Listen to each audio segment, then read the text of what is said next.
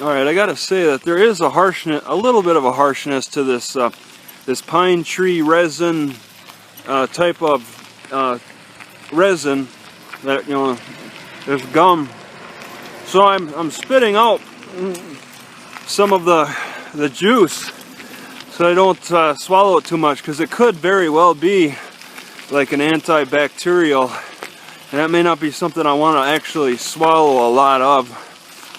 It's just good to chew for a little bit to clean out the mouth.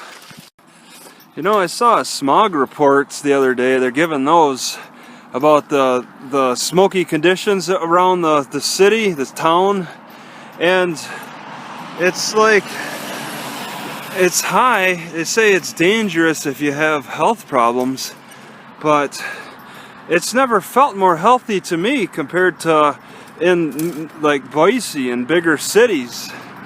This smoke fire seems like a healthier fire, healthier smoke. Even though they're saying it's dangerous, it could be that they're rating particulates, but the type of particulates may be something that's a factor in your health, what could cause health problems. So in my opinion, there's really not much to these woods. We're talking about woods that are practically on the border of a desert. And it's kind of surprising, as dry as it is, how it survives. It hasn't rained the whole time I've been here. 3.5 weeks. Well, a couple of drops. You can measure maybe 10 drops of rain on I could count on the roof of my car. But there's really, I only seen the service berries. There's really nothing edible. Right. I mean, I was reading that history book, and it said that cows were doing very badly here. So they replaced the family replaced cows with goats. But apparently the goats were under attack by feral dogs. So in the early 1900s, there was a feral dog problem. I haven't seen any feral dogs. I haven't really seen any kind of large wild animal. I think I've only heard them. I've only seen deer hooves and raccoon claws, but that's it. Nothing else really is running around here and thriving. And I would have thought that maybe the fires would have driven some of the animals this way, but not so. Still pretty quiet around here, and not much to support life. Trees are doing pretty good, but can't gather anything around here. Kind of miss some Washington forests, even a little bit of the Wisconsin forests. At least there are berries and things in the wild that were edible. The only thing that seemingly that I grabbed that was kind of wild around this area that was like filling, because the service berries weren't exactly filling, but it was a plums, which was on the side of the road pretty much. I think somebody might have thrown a plum in the ditch or something, and it grew into a tree. Alright, this might have been one of the hoses that they used for placer mining, and when they would spray on the hillsides. Because I've seen a few of these type of units before, so I'm guessing that this is part of the mining operation. I mean, it looked in the pictures like they're using fire hoses, like that one right in front of that van. Something like that, maybe. Must spray harder than that though to get the sand loose.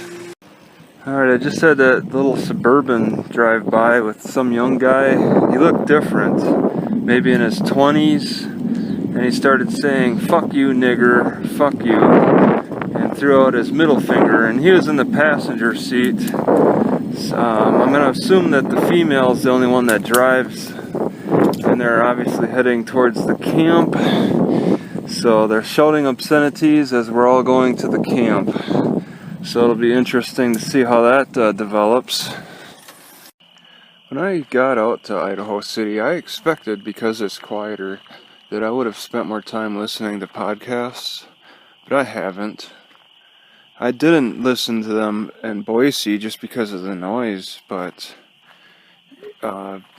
you really need more than just noise cancellation.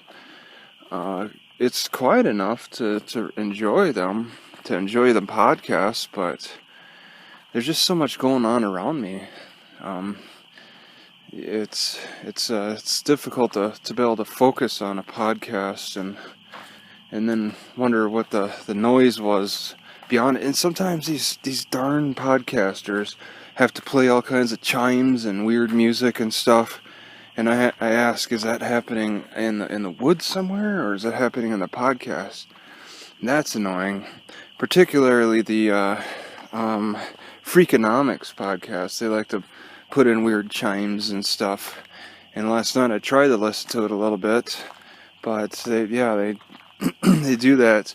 And then there's another podcast that likes to put in all kinds of weird sounds too. Snap Judgment. It's pretty good, but when you're trying to pay attention to your surroundings and listen at the same time, it's not exactly easy. Actually, both sides. It's the north side is on the other side of the map. Okay.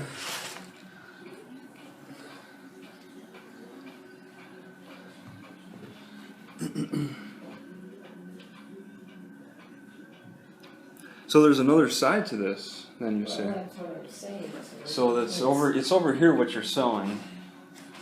Both sides are on the wall, yes. Okay. Well, this covers what I need to see, and then that would cover a different section or something? That covers the north? Yeah, it's okay, further up north. All right.